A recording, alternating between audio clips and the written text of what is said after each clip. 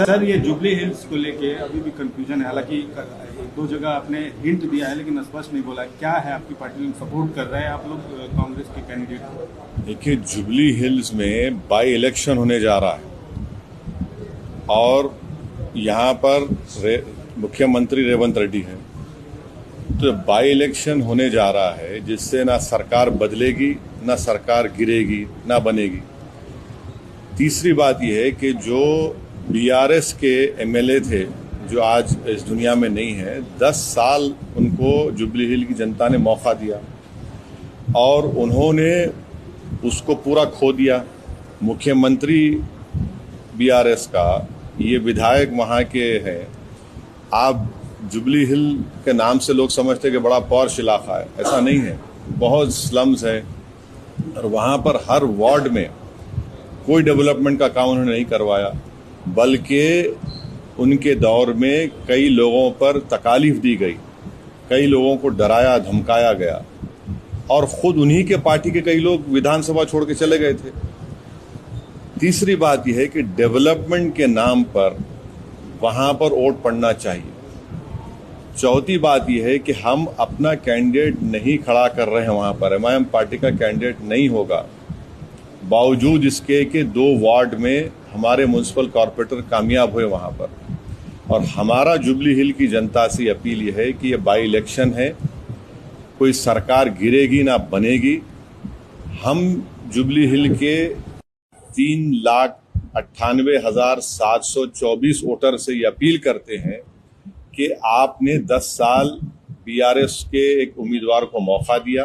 वो बीमार थे 2023 के विधानसभा के चुनाव में और बीमारी की हालत में भी गैर जरूरी बीआरएस ने उनको अपना कैंडिडेट बनाया, मगर अब की बार वो एक जुबली हिल की डेवलपमेंट के लिए तमाम वोटर से अपील कर रहे हैं कि वो एक नौजवान नवीन यादव को अपने वोट दें ताकि वो जुबली हिल में डेवलपमेंट ला सके। नहीं, सुन नहीं, फर्क है कैंडिडेट। सवाल ये उठ रहा है, सुन सवाल उठेंगे उसका नहीं है, मगर आपको पार्टी का जो फैसला है वो सुना रहा हूं।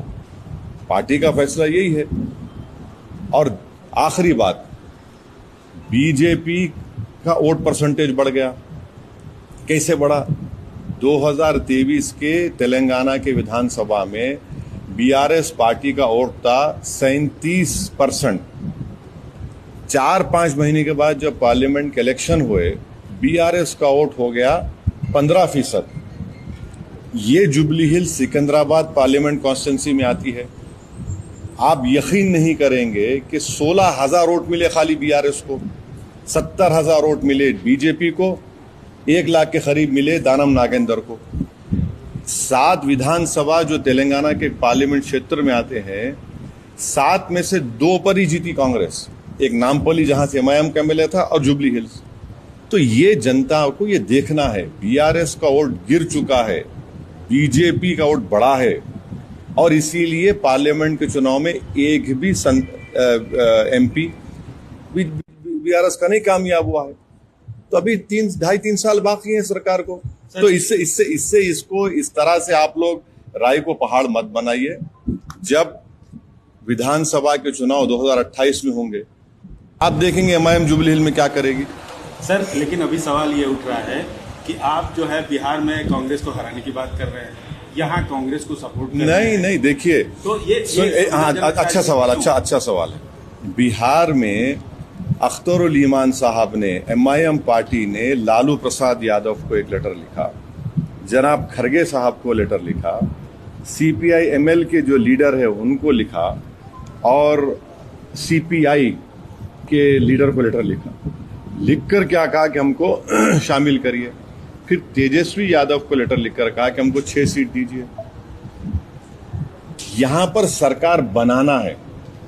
बाई इलेक्शन की एक सीट को आप बिहार के 200 से ज्यादा विधानसभा की सीटों से मत मिलाइए और यहां पर गवर्नमेंट बनाना है बिहार में।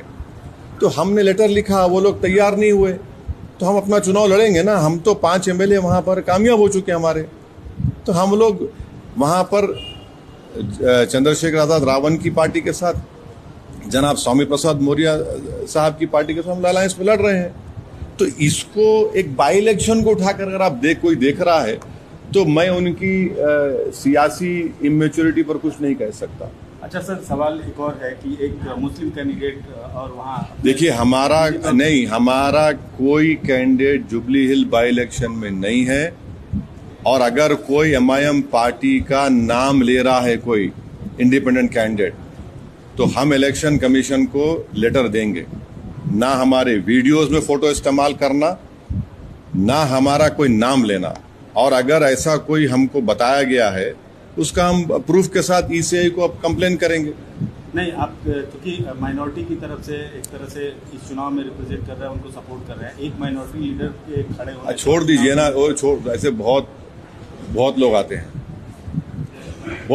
आते रहेंगे, उससे फर्क नहीं पड़ता। ऑफिशियली जो हमारा स्टैंड है वो चुका है, बोल चुके हैं आपके सामने। अब कोई गलत इस्तेमाल कर रहा है, अब बाज लोगों को क्या होता है कि ये लोग खुद में इतनी सलाहियत नहीं होती है, तो ये गैर जरूरी के हमारी तस्वीर को कोई वीडियो निकाल के आउट ऑफ कंटेक्स्ट लगा देना, ये गलत है। ये